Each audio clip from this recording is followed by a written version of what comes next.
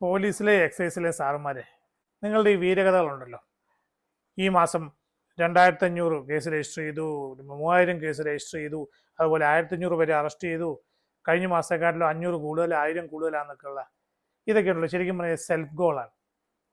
നിങ്ങളത് മനസ്സിലാക്കുന്നില്ല. നിങ്ങൾക്ക് നാളെയല്ലേ ഇങ്ങനെ ഡാറ്റ പുറത്തു വിടാനായിട്ട്? ഇതൊരു സംസ്ഥാനത്തെ ഡ്രഗ് കേസിൻ്റെ കാര്യങ്ങളാണ്, കഞ്ചാവ് കേസിൻ്റെ കാര്യങ്ങളാണ് നിങ്ങൾ വിളിച്ചു പറയുന്നത്. നിങ്ങൾ തന്നെ റെക്കോർഡ് പ്രകാരം കാണിച്ചിരിക്കുന്നതാണ് 1300 ഡ്രഗ് പെഡ്ലേഴ്സ് ബ്ലാക്ക് സ്പോട്ട്സ് ഉണ്ടെന്ന് കേരളത്തിൽ. അവിടെ ഈ കച്ചവടം നടക്കുന്ന സ്ഥലങ്ങളെ, അല്ലെ ഉമ്മാർ വന്നിട്ട് കൂട്ടം കൂടി വന്നിട്ട് സാധനമൊക്കെ കളക്ട് ചെയ്തുകൊണ്ട് പോകുന്ന സ്ഥലങ്ങൾ, നിങ്ങൾക്കിതൊക്കെ അറിയാം. എന്നിട്ട് നിങ്ങൾ എന്ത് ചെയ്യുക?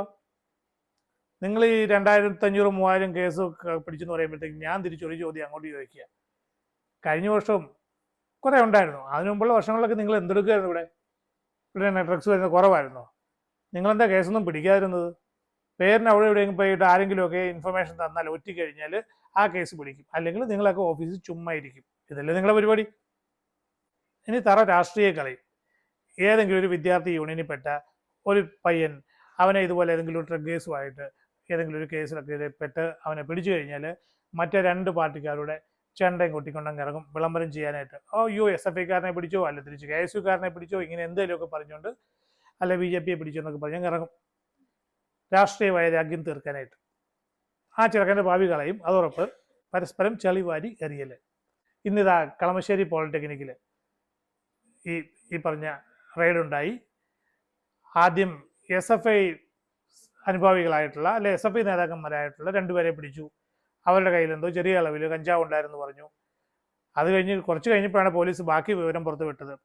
KSUക്കാരൻ്റെ അടുത്തുനിന്ന്, KSU അനുഭാവികളുടെ അടുത്ത് പിടിച്ചതോ കിലോ കണക്കിന് കഞ്ചാവാണ്. മറ്റേ ഗ്രാംസ് ഒക്കെ ഉണ്ടായിരുന്നു, 10 ഗ്രാം 9 ഗ്രാം എന്നൊക്കെ പറയും. ഇവിടെ കിലോ കണക്കിന് കഞ്ചാവ് പിടിച്ചിരിക്കുന്നു. അവൻ്റെയൊക്കെ മുറിയിൽ ഈ ഡ്രഗ് പാക്ക് ചെയ്യാനായിട്ടുള്ള വെയിങ് മെഷീനെ, പിന്നെ ചെറിയ ചെറിയ അളവിൽ പാക്ക് ചെയ്യാൻ വേണ്ടിയിട്ട് സിപ്ലോ കവറ്. ഇപ്പോൾ 2 പാർട്ടിയിലും പിടിച്ചപ്പോൾ ഞാൻ വിചാരിച്ചു ഇന്ന് ഈ പ്രശ്നമൊന്നും ഉണ്ടാകത്തില്ല, മിണ്ടത്തില്ലെന്ന്. അന്നേരം അണ്ടറ കിടക്കുന്ന വൈകുന്നേരം ചാനലിൽ ചർച്ച, എന്നിട്ട് അതിനകത്ത് പൊരിഞ്ഞ് അടി. 2 പാർട്ടിക്കാരും ഇരുന്ന് ന്യായീകരിക്കുക. ഒരുത്തൻ പറയുന്നത് നീ എന്തിനാ വിറ്റത്, നീ എന്തിനാ പാക്ക് ചെയ്തത്, അങ്ങോട്ടും ഇങ്ങോട്ടും അവർ എന്തൊക്കെയാണ് പറഞ്ഞ് അത്രയും തറയായിട്ട് സംസാരിക്കാൻ എന്നെ കൊണ്ട് പറ്റത്തില്ല. 2 ദിവസം മുമ്പ് ഒരു ABVP BJP അനുഭാവിയെ പിടിച്ചായിരുന്നൊരു പെണ്ണെ, അവളുടെ കൂട്ടുകാരനെ ആരാണ്ട് കൂടെ പിടിച്ച് അകത്തിട്ടു. ഇത് തന്നെ ഡ്രഗ് കൊണ്ടുവന്ന പുറത്തുനിന്ന്, കേരളത്തിൽ നിന്ന് പുറത്തുനിന്ന് കൊണ്ടുവന്ന കേസാണ്. അതുകൊണ്ട് ഈ ABVPക്കാരും BJPക്കാരും ഒക്കെ ഇന്ന് സൈലൻ്റ് ആയിരുന്നു. അവർ കാര്യമായിട്ടൊന്നും മിണ്ടാൻ പോയില്ല. ഈ 2 ദിവസം മുമ്പ് കിട്ടിയ ഷോക്കിലെ തൽക്കാലം ഒന്ന് ഒതുങ്ങിയിരിക്കുകയാണ്. എന്നാലും എല്ലാവരും കണക്കാണ് പരസ്പരം ചെളി വാരി എറിയാൻ വേണ്ടിയിട്ട്. ഈ ചാനൽ ചർച്ചയിൽ പോയ വിവരം കെട്ട, വിവേകമില്ലാത്ത കൊച്ചു നേതാക്കന്മാരെ, നിനക്കൊന്നും നാണമില്ലേ? ആരെങ്കിലും പോവോ ഇതുപോലത്തെ കേസിലൊക്കെ ന്യായീകരിക്കാനൊക്കെ? ചാനൽ ചർച്ചയ്ക്ക് വിളിക്കുമ്പോൾ നിങ്ങൾ വിചാരിച്ച എന്താ, നിങ്ങളെ ഇപ്പം അങ്ങ് സെലിബ്രിറ്റി ആക്കും, നിങ്ങൾക്ക് ഒരു കിരീടം കൂടെ വെച്ച് തരുമെന്ന് വിചാരിച്ചോ? അപ്പുറത്തിരിക്കുന്നവർ നിങ്ങളുടെ ശത്രു എന്നുള്ള കാര്യം നിങ്ങൾ മനസ്സിലാക്കിയോ? അവിടെ പോയിരുന്നിട്ട് അങ്ങ് വിശദീകരിക്കുകയാണ്. എന്താ വിശദീകരിക്കുന്നത്? ഡ്രഗ് കേസിൽ പിടിച്ചവനെ, കഞ്ചാവ് കേസിൽ പിടിച്ചവൻ കുറ്റവാളി അല്ല, അവൻ്റെ ഭാഗത്തുനിന്ന് പ്രത്യേകിച്ച് തെറ്റൊന്നും ഇല്ല എന്നൊക്കെ പറഞ്ഞ് ന്യായം പറഞ്ഞ് എവിടെ രക്ഷപ്പെടാനായിട്ടാ? മിണ്ടാതിരുന്നുകൂടെ? ഈ ചാനലുകാർ വിളിക്കുമ്പോൾ മുങ്ങിക്കളയാൻ പറ്റായിരുന്നോ? വേറെ എന്തെങ്കിലും പണിയുണ്ടെന്ന് പറഞ്ഞ് ആരെങ്കിലും പോവും ഇതുപോലത്തെ കേസൊക്കെ വാദിക്കാനായിട്ടും ന്യായീകരിക്കാനുമായിട്ട്? നിങ്ങളവിടെ പോയിട്ട് വിസ്തരിച്ച് വൃത്തികേടാക്കുമല്ലായിരുന്നു ചെയ്തത്? ഇതൊരു മലന്ന് കിടന്നാൽ തുപ്പലായിപ്പോയില്ലേ? അവനവൻ്റെ മുഖത്ത് തന്നെ വീണു അല്ലേ? ഒന്നും മിണ്ടാതെ സ്ഥലം വിടാൻ നോക്ക്. പാർട്ടി ഓഫീസിൽ പോയിരുന്നിട്ട് അവനവൻ്റെ പാർട്ടികളിലെ ഉള്ള വില്ലന്മാരെയൊക്കെ ഒന്ന് കണ്ടെത്തിയിട്ട് 2 കൊടുത്ത് വീട്ടിൽ കൊണ്ടിരുത്താൻ നോക്ക്. അല്ലെ ഇനിയും നാറും, ചീയും, മഹാദുർഗന്ധമായിരിക്കും. കളമശ്ശേരി പോളിയിൽ മാത്രമല്ല, എല്ലാ പോളിയിലും ഉണ്ട്, എല്ലാ കോളേജുകളിലും ഉണ്ട് ഈ കഞ്ചാവ് കേസുകൾ. വിൽക്കുന്ന പിള്ളേരും ഉണ്ട്. പൊക്ക, എല്ലാത്തിനും പൊക്ക്. ഇനി എന്താ അവിടെ ഈ പറഞ്ഞാൽ ഒറ്റ വരണം, ആരെങ്കിലും വന്ന് പറഞ്ഞു തരണം, എങ്കിൽ മാത്രമേ പോലീസ് പോകത്തുള്ളൂ. അങ്ങോട്ട് പോയി പൊക്കുന്ന എല്ലാത്തിനും അവിടുത്തെ സാർമാർക്കും കാര്യങ്ങളൊക്കെ അറിയാം, ഇൻക്ലൂഡിങ് പ്രിൻസിപ്പൽ. പോയി ചോദിക്കേ, അവർ പറഞ്ഞു തരും. പഠിക്കുന്ന കുഞ്ഞുങ്ങളെ, നിങ്ങൾ ഈ സംശയം തോന്നുന്ന ആരെങ്കിലും ഒക്കെ കണ്ടു കഴിഞ്ഞാൽ, ഇതുപോലെ ഇതൊക്കെ ഉപയോഗിക്കുന്നതായിട്ട് നിങ്ങൾക്ക് മനസ്സിലായിട്ടുണ്ടെങ്കിൽ ആ പ്രിൻസിപ്പലിൻ്റെ അടുത്ത് എന്തെങ്കിലും ആ പേരൊക്കെ ഒന്ന് പറഞ്ഞു കൊടുക്കുക. അണ്ണാൻ കുഞ്ഞിന് തന്നാലായത്. പിന്നെ പ്രിൻസിപ്പളായി പോലീസായി അവരെന്തെങ്കിലുമൊക്കെ ചെയ്തോട്ടെ. നിങ്ങൾ പോലീസ് സ്റ്റേഷനിലൊന്നും പോയിട്ട് വെറുതെ പ്രശ്നമൊന്നും ഉണ്ടാക്കാൻ പോകണ്ട. ഈ പ്രിൻസിപ്പലിനോട് പറയാമല്ലോ, നിങ്ങൾക്കൊരു സമാധാനമാവുമല്ലോ എന്നെ കൊണ്ടാവുന്ന എന്തെങ്കിലും ഞാൻ ചെയ്തു എന്നുള്ളത്. ഇനി പോലീസേ, എക്സൈസ്, ഞാൻ 2-3 ഹിന്റ് തരാം. നിങ്ങളെ കൊണ്ട് എന്തെങ്കിലും ചെയ്യാൻ പറ്റുമോ? ഐ ചലഞ്ച് ചെയ്യും. ഒന്ന്, ഈ സ്വിഗ്ഗി സൊമാറ്റോ ഡെലിവറി ബോയ്സ് ഒക്കെ ഉണ്ടല്ലോ, വൈകുന്നേരങ്ങളിലൊക്കെ 8 മണി 9 മണി 10 മണി കഴിഞ്ഞൊക്കെ ഡെലിവറി ചെയ്യാൻ പോകും. ഓരോ ഗല്ലിക്കകത്തൊക്കെ അവിടെ ഇവിടെ കറങ്ങി നിൽക്കുന്നതും കാണാം. ഇവന്മാർ പലരും ഉണ്ടല്ലോ, ഹെൽമെറ്റ് ഊരത്തില്ല, ഏതെങ്കിലും അപ്പാർട്ട്മെൻറ്റിൽ ചെന്നാലൊക്കെ അവർക്ക് ബിസിയാണ്, അവർ ഊരാൻ കഴിയല്ല. ഈ ഇവന്മാർ ക്യാമറയിൽ നിന്ന് അവരുടെ മുഖം മറയ്ക്കാനുള്ള ഒരു തന്ത്രമാണ്. ഒരു വീട്ടിൽ എന്തെങ്കിലും നല്ല സാധനങ്ങൾ, ആമസോൺ വഴിയൊക്കെ വരുന്ന സാധനങ്ങൾ ഡെലിവറി ചെയ്യാൻ പോകുമ്പോഴും അവൻ എന്തിനാണ് ഹെൽമെറ്റ് തല വെച്ചിരിക്കുന്നത്? അവൻ എന്താ ഊരാത്ത്? അവൻ വേറെ ഏതോ വീട്ടിൽ വേറെ എന്തോ അനാവശ്യ സാധനം കൊടുക്കുന്നുണ്ട്. ഇവനെയൊക്കെ ഒന്ന് നോട്ടം ഇട്ടുകൊള്ളുക. കോസ്റ്റ്ലി പെർഫ്യൂംസ് ഇമ്പോർട്ടഡ്, അതുപോലെ തന്നെ നല്ല കോസ്റ്റ്ലി ആയിട്ടുള്ള മൊബൈൽ ഫോണുകൾ, ഇത് രണ്ടും ഉണ്ട്. പക്ഷേ അവരുടെ കാലിൽ കിടക്കുന്ന ചെരുപ്പ് വില കുറഞ്ഞതായിരിക്കും. ഇങ്ങനെയുള്ള പെമ്പിള്ളാരെ ഒന്ന് ശ്രദ്ധിച്ചോളാം.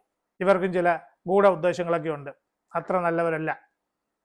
പണ്ട് കാലത്തൊക്കെ, ഞാനൊക്കെ പഠിക്കുന്ന കാലത്ത്, ഈ കിഴക്ക് നിന്ന് വരുന്ന പെൺകുട്ടികൾ, അതായത് വണ്ടൻമേട്, നെടുങ്കണ്ടം, കട്ടപ്പന ഈ ഭാഗങ്ങളിൽ നിന്നൊക്കെ വരുന്ന പെൺകുട്ടികൾ അവരുടെ ചോറ് പാത്രത്തിൽ ചോറിന് പകരം കഞ്ചാവ് കൊണ്ടുവരുന്നവരൊക്കെ ഉണ്ടായിരുന്നു. എല്ലാവരും അല്ല കേട്ടോ, അങ്ങനെ കൊണ്ടുവരുന്നവരുണ്ടായിരുന്നു.